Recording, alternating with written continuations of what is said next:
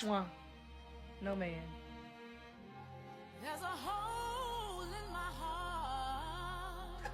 I do love a good love bomb every now and then. I mean, though. yeah. You know, I call them my short-term, long-term relationships, where it could be 3 weeks of magic. And it's like a marriage. You're doing life. No one's slept at their place for the whole 3 weeks. Cooking dinner. You guys got a routine. And then you're like, no. And then you move on with your life. You wish them love and light. I love my love affairs. If Jesus can't save these hoes, why are you trying? What make you think you greater than Jesus, nigga? You taught me how to control my emotions more. And I never thought that's something a man could do. Wow. Believe it or not, I thought it was just up to me to do that. I'm incredibly grateful for you to be willing to teach me and work through me. I wasn't like angry, y'all, but I just, I had things that I needed to work on. Yeah.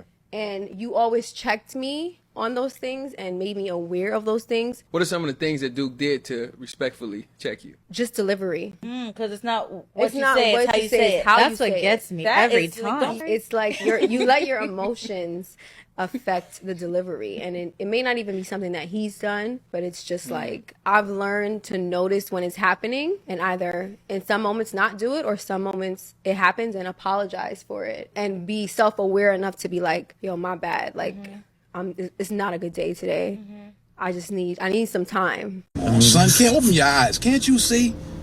Fellas, look, as a man, bro, you have to pay attention to the signs. You can't fix a woman who's for the streets. Don't matter how hard you try. Don't matter how much you check her. She is who she is. Her past is embedded in her. And what usually happens is this. A dude might get with a chick who is for the streets, and instead of paying attention to the signs and leaving her alone based on the signs, based on what the signs is telling you, a lot of you dudes be trying to fix these women. And these women will allow y'all to pretend like y'all fixing them, to pretend like y'all checking them until they could find a better situation, bro. So don't get caught up and think, okay, my girl is grown, she's getting better. Pretty much what you're doing is just building her up for the next man. And the reason I say this is simply just look how his girl dressed on a podcast. She have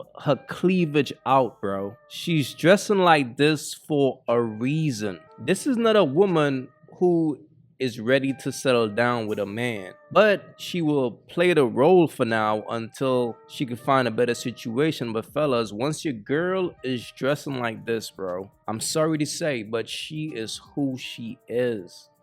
You gotta pay attention to the signs. When a woman see you as the one, she wouldn't see the need to show cleavage. She would want to be covered up. And fellas, again, as a man, pay attention to the signs. If your girl dressed like a bird, if she looks like a bird, bro, she's who she is. Don't put on your cape and try to be Captain Save a hoe. You can't turn a hoe into a housewife. That's just the bottom line, fellas. All right?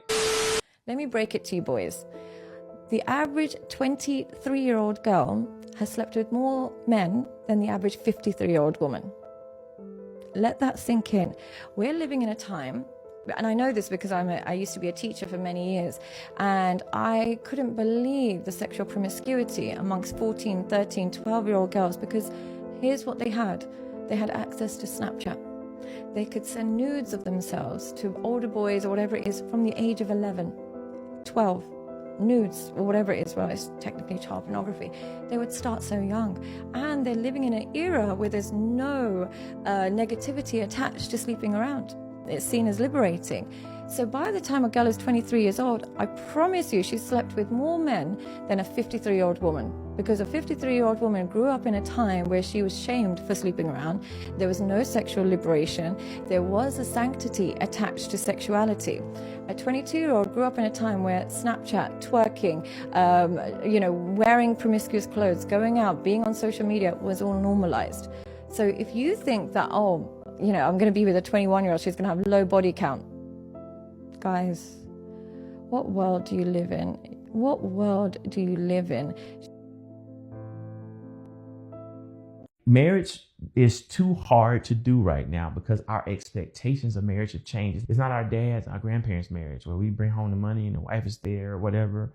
No, there's an expectation. We have to be prayer partners. We have to get our money right. The love making got to be on point all the time. We have to manage the in-laws, social media rules, all these different expectations that we have. Okay, if I'm going through something, you should know how to deal with me. Right? If my mom passed, you gotta know how to.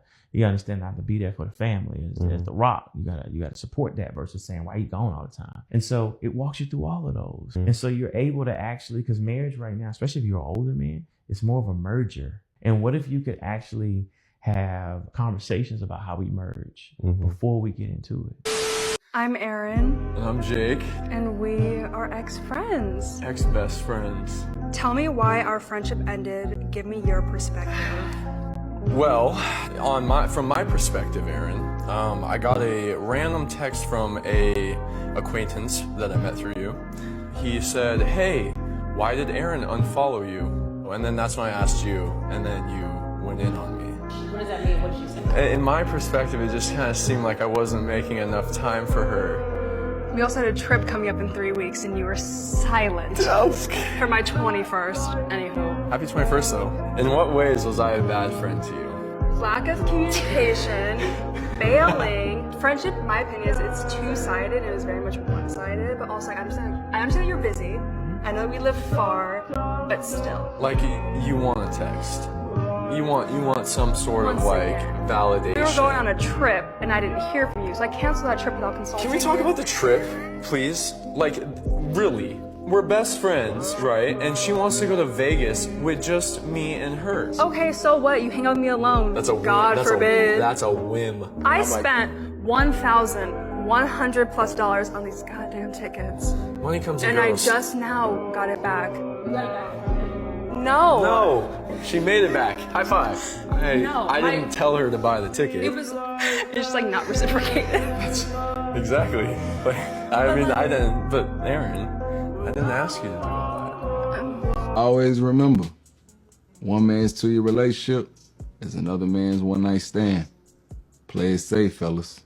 This right here is crazy, fellas. Y'all gotta understand the mindset of a woman, dog. Now, this same chick, obviously, she likes dude more than he likes her. It's like one man trash is another man's treasure. He really don't see her as treasure. To him, she's his trash. She's the one girl who's pretty much on his dick.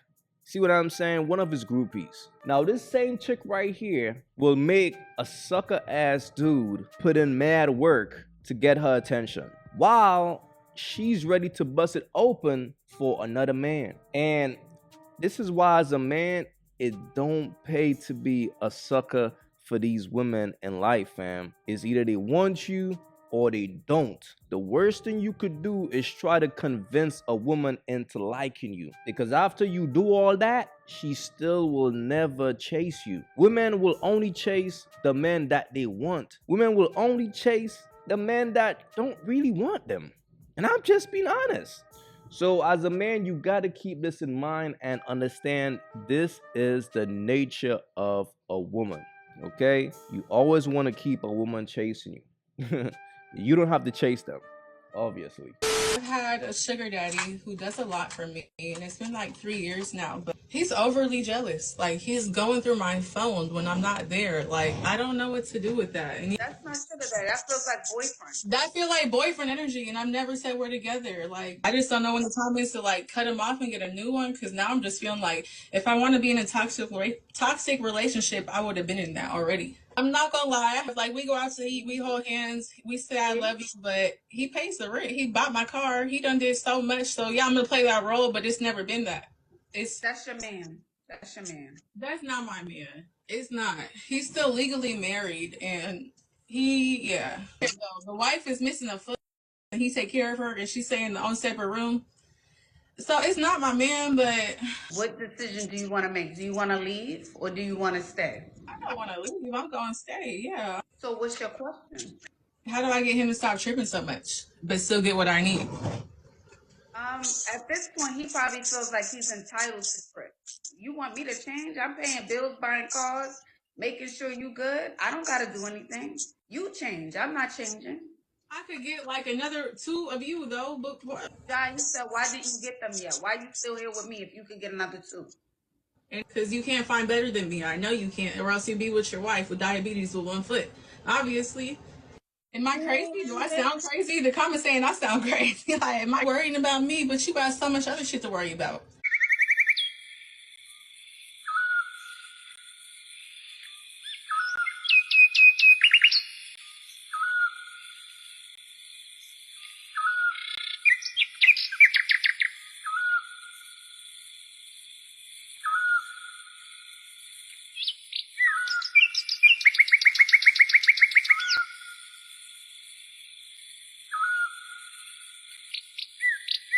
If you haven't yet, go get you some of that merch. You all already know, don't feed the birds.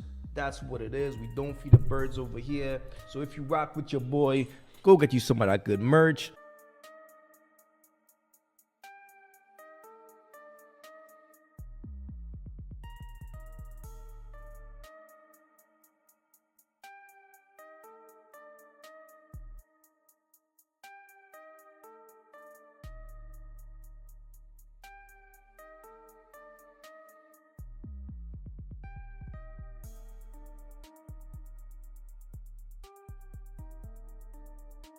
Y'all already know, man. STC, support the content. If you guys haven't yet, go ahead and follow me right now on Facebook. I'm going to be posting content every day on Facebook starting from today. Follow your boy right now, AyeQ Reactions.